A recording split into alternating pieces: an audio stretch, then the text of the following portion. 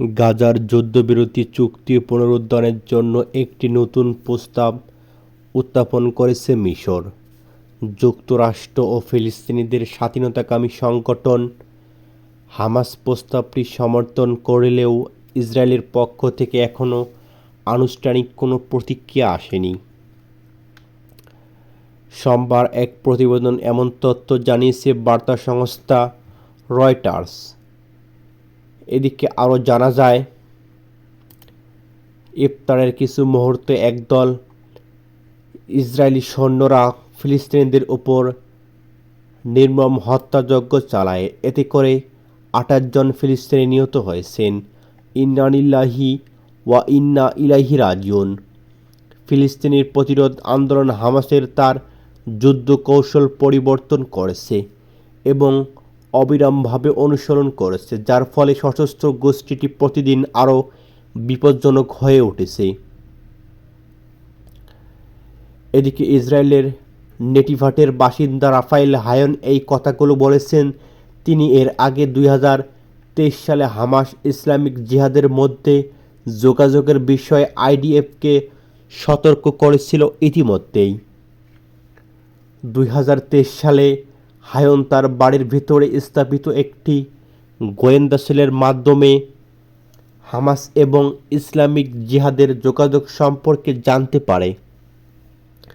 তারপর গাজা উপত্যকায় সামরিক কার্যকলাপ সম্পর্কে ইসরায়েলি নিরাপত্তা কর্মকর্তাদের অবহিত করেছিলেন।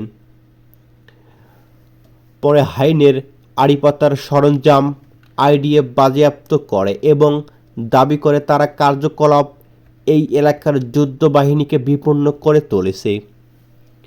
সোমবার ইসরায়েলি সংবাদপত্র মারিফকে হায়ান বলেন, এই মুহূর্তে হামাস অবিরাম প্রশিক্ষণ দিচ্ছে। মূলত তারা ফিলিস্তিনিদেরকে রক্ষা করতে তাদের জানপ্রাণ সবই দেবে। মূলত ভূগর্ভে এবং জায়গায় যেখানে অন্তত 1 লক্ষ ফিলিস্তিনি নিহত হয়েছে, সেই ফিলিস্তিনকে রক্ষা করতে তারা সবটুকু দিতে পারে। তাদের পর্যাদামর বিপুল সংখ্যক নতুন লোক নিয়োগ করেছে। ইতিমধ্যেই তারা নতুন নতুন অস্ত্র তৈরি করতেছেন। আবার অন্য অন্য দেশ থেকে তারা বিভিন্ন প্রকার গোলাবারুদ সংগ্রহ করতেছে।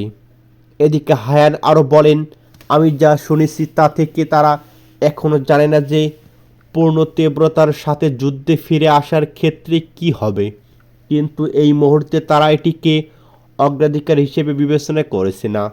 যতক্ষণ পর্যন্ত তাদের হাতে জিম্মি থাকবে ততক্ষণ পরিস্থিতি অপরিবর্তিত থাকবে। বর্তমান তাদের কাছে যে শক্তি রয়েছে তা হলো জিম্মিদের।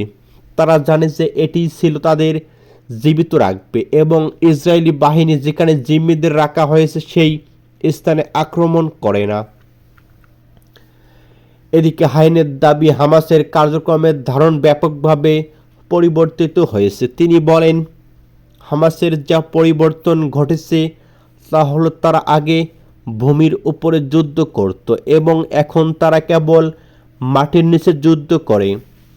2023 সালের পর থেকে এখন পর্যন্ত ফিলিস্তিনিদের হত্যা করেছে ইসরায়েল সন্ত্রাসী বাহিনী। একের পর এক হত্যাযজ্ঞ চালিয়ে যাচ্ছে নির্বিচারে। তারা অনেক শিশু হত্যা, অনেক নারী হত্যা, সব কার্যক্রম চালিয়ে যাচ্ছে।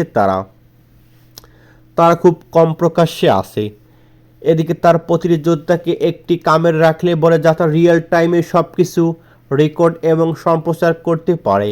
ইসরায়েল এই নাগরিক আরও বলেন, তারা প্রতিদিন এমনভাবে অস্ত্র পাচার করে যা আইডিএফ শনাক্ত করতে পারে না, কেননা তারা জানিয়েছে ইতিমধ্যেই ইসরায়েলি জিম্মিদের মুক্তি দিতে হবে অবশ্যই।